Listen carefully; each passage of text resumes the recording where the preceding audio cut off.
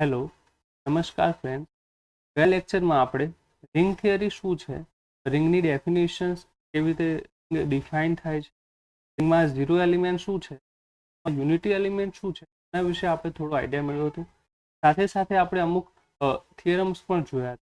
અહીંયા આપણે રિંગ જે છે એના એક્ઝામ્પલ વિશે વાત કરવાની છે કે કોઈ આપણને સેટ આપ્યો હોય તો એને આપણે રિંગ કેવી રીતે પ્રૂવ કરી શકીએ. તો જે આપણે રિંગ 1 જે છે એટલે કે એક્ઝામ્પલ 1 એ છે કે set of all integer is a ring with respect to addition and multiplication of integers. તો અહીંયા આગળ આપણને શું આપ્યું છે? સેટ આપ્યો છે. કોનો સેટ છે? એ સેટ જે છે એ છે સેટ ઓફ ઇન્ટીજર્સ. તો એટલે આપણે અહીંયા આગળ કહી શકીએ કે સર આપણે જે સેટ ઓફ ઇન્ટીજર છે એને આપણે ઝેડ વડે ડિનોટ કરીએ with respect to addition and multiplication of integer. એટલે અહીંયા આગળ આ રીતે કહી શકીએ. તો આ જે સેટ છે એની અંદર ડેફિનેશન્સ કેવી રીતે છે એડિશનની એ જોઈએ. તો એ છે કે a પ્લસ બી એ આ જે છે એ શું છે?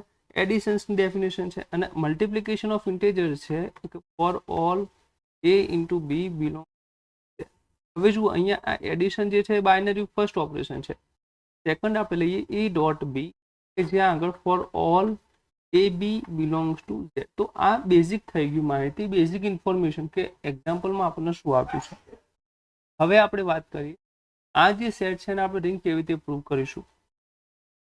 આપણે રિંગની ડેફિનેશન જોઈ ગયા. તો રિંગ પ્રૂવ કરવું હોય ત્યારે આપણે રિંગને પ્રૂવ કરવા માટે આપણે આટલી વસ્તુનું કરીએ છીએ.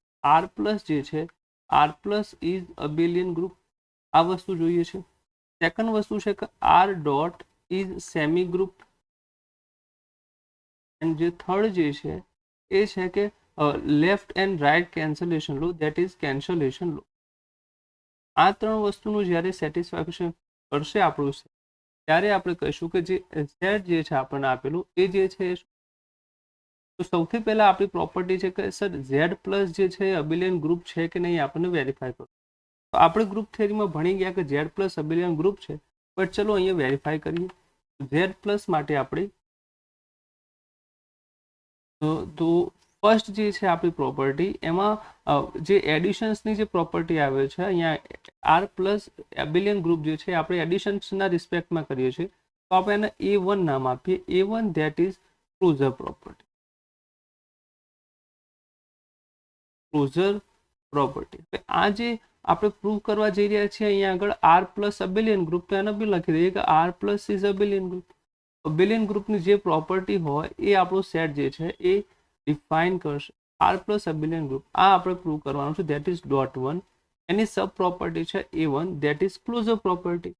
હવે આપણને અહીંયાથી એટલો તો ખ્યાલ આવે છે કે સર જ્યારે બી બે ઇન્ટીજર્સ હોય, બરાબર, ફોર એની ઇન્ટીજર્સ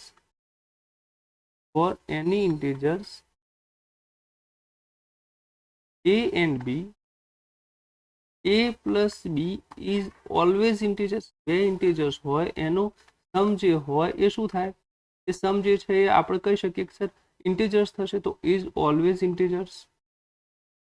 અહીંયા આગળથી આપણે કહી શકીએ sir for all a b belongs to Z આપણે શું કહી શકીએ? a plus b belongs to Z. તો અહીંથી કહી શકાય closure property satisfy. Now second જે પ્રોપર્ટી આવે છે A2 that is associative property.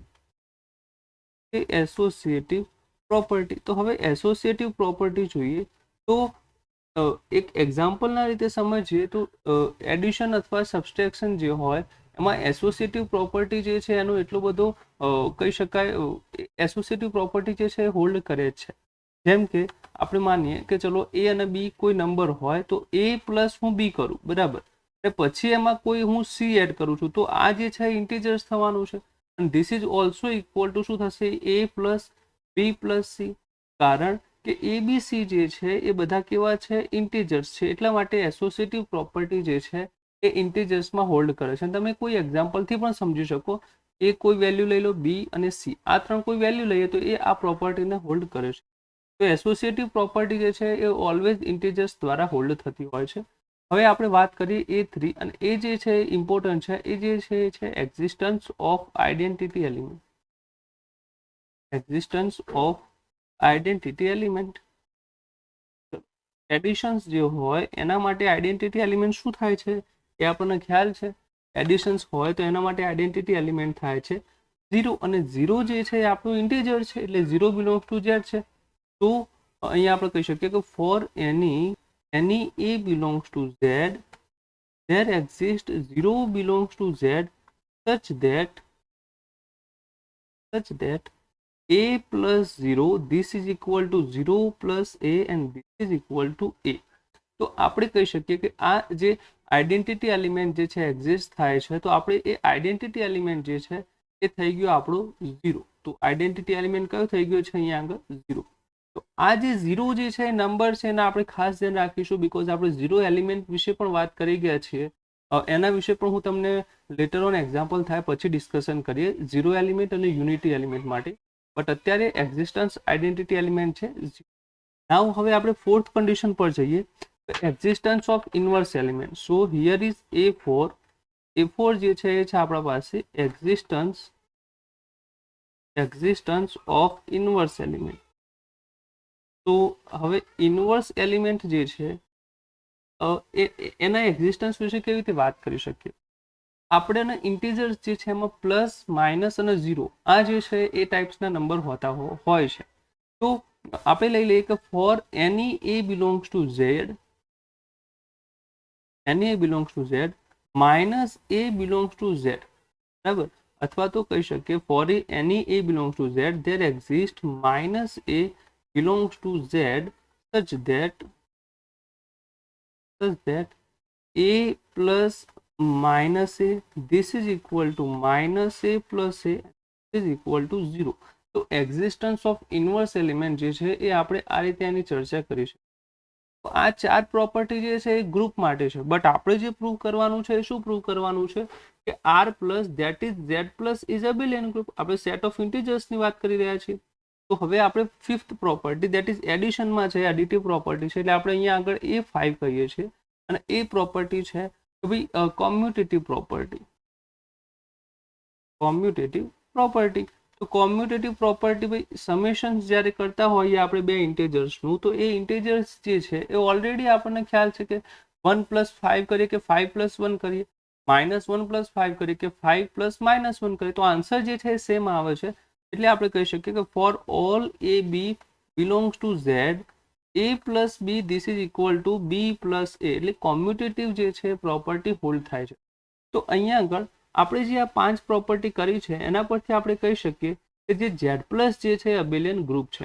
તો અબેલિયન ગ્રુપ પ્રૂવ કરવા માટેની આ 5 પ્રોપર્ટી હતી.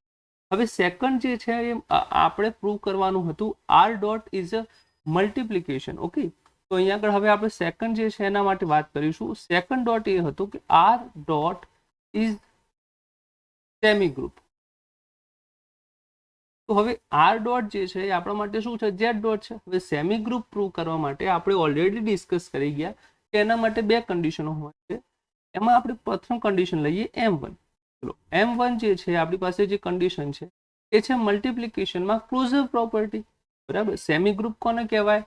ક્લોઝર પ્રોપર્ટી હોલ્ડ કરે પ્લસ એસોસિએટિવ. તો એમાં કહી શકીએ આપણે પહેલા પ્રૂવ કરીશું ક્લોઝર પ્રોપર્ટી. ચલો તો ક્લોઝર પ્રોપર્ટી હવે આપણે ઇવન સ્ટાન્ડર્ડ 8 અથવા 9માં હતા ત્યારથી આપણે મતલબ ભણતા આવ્યા છીએ કે જ્યારે બી બે ઇન્ટેજર હોય એનો જે મલ્ટિપ્લિકેશન કરીએ તો એનો આન્સર ઇન્ટેજરસ આવે.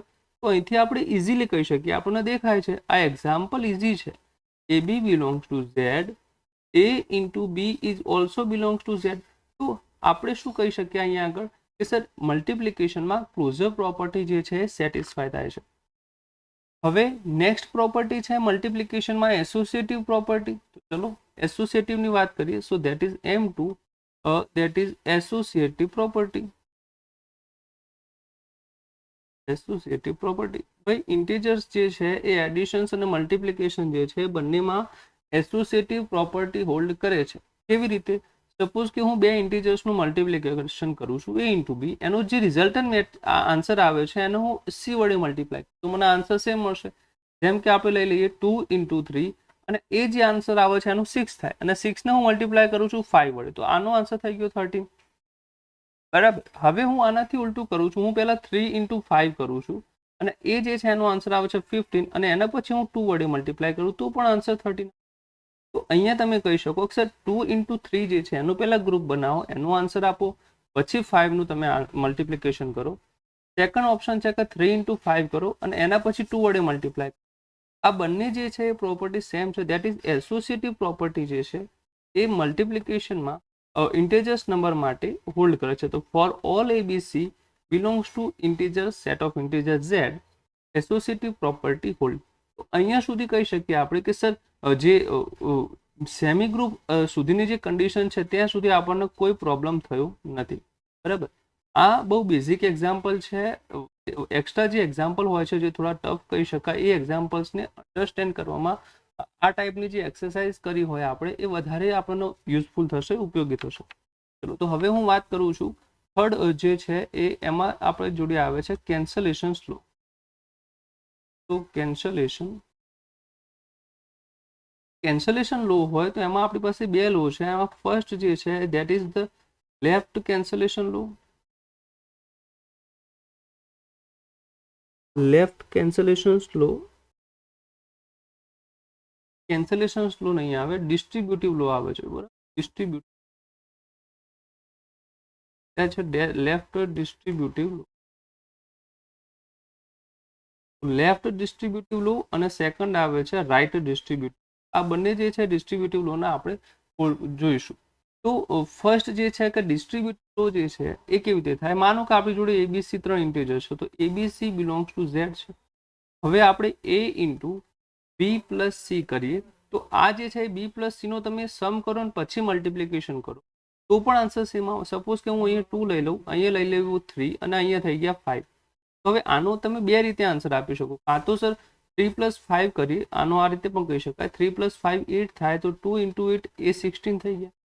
સેકન્ડ ઓપ્શન એવો છે કે તમે 2 × 3 આપો પ્લસ પછી 2 × 5 આપો તો પણ અહીંયા 6 + 10 થાય. અહીંયા આ પણ 60 થઈ ગયા.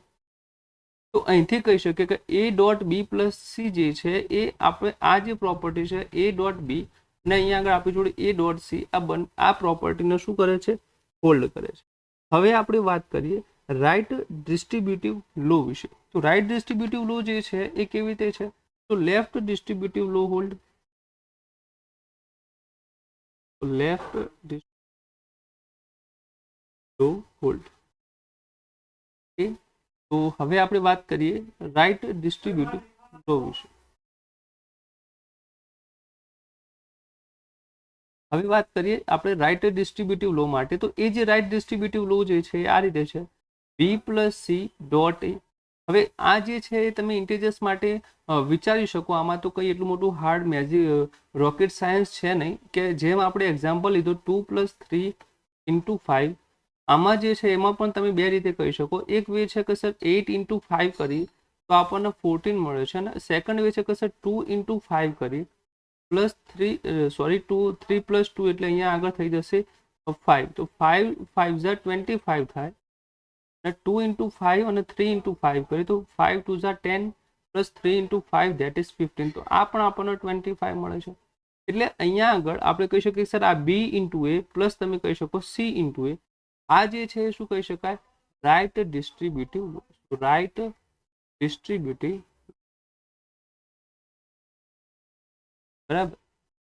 આ જે છે અહીંથી આપણે કહી શકીએ કે જે રિંગની જે ડેફિનેશન્સ છે કે સર 3 કન્ડિશનો હોલ્ડ થવી જોઈએ. જે 3 ડોટ હતા આપણી પાસે, અહીંયા આગળ કેન્સલેશન લો નહીં આવે, અહીંયા આગળ આવશે ડિસ્ટ્રીબ્યુટિવ લો. તો આ જે 3 જે કહી શકાય જે ડોટ જે છે એ 3 ડોટને સેટિસ્ફાય કરે છે. એટલે આ જે છે Z+ અથવા Z+ ડોટ એ શું છે, રિંગ છે. હવે અહીંયા આગળ આ Z+ ડોટ જે છે એના પરથી આપણે થોડી બીજી એક્સ્ટ્રા ઇન્ફોર્મેશન જે આપણે મેળવી છે એના આગળ અહીંયા આગળ આપણે એપ્લાય કરીએ. આપણે 0 એલિમેન્ટ વિશે આઈડિયા મેળવી ગયા છીએ, બરાબર. તો 0 એલિમેન્ટ શું છે એના વિશે આપણે વાત કરીએ. તો 0 એલિમેન્ટ જે છે એ છે આઈડેન્ટિટી એલિમેન્ટ ઓફ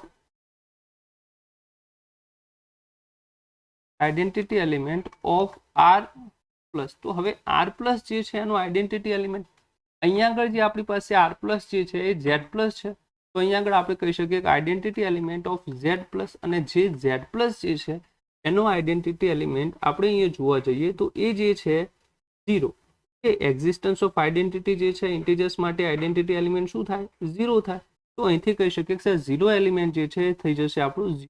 તો 0 જે છે અહીંયા નંબર છે, વેર એઝ 0 એલિમેન્ટ. સેકન્ડ વાત કરીએ તો યુનિટી એલિમેન્ટ વિશે આપણને આઈડિયા હતો. યુનિટી એલિમેન્ટ કોને કહેવાય? તો યુનિટી એલિમેન્ટ જે છે એ જે છે એની ડેફિનેશન્સ હતી, that is identity element of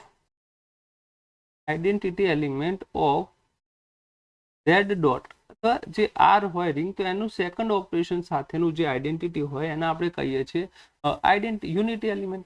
તો અહીંયા આગળ આપણી જોડે સેટ ઓફ ઇન્ટિજર્સ છે અને મલ્ટિપ્લિકેશન હોય તો એના માટે તો યુનિટી એલિમેન્ટ કોણ થાય?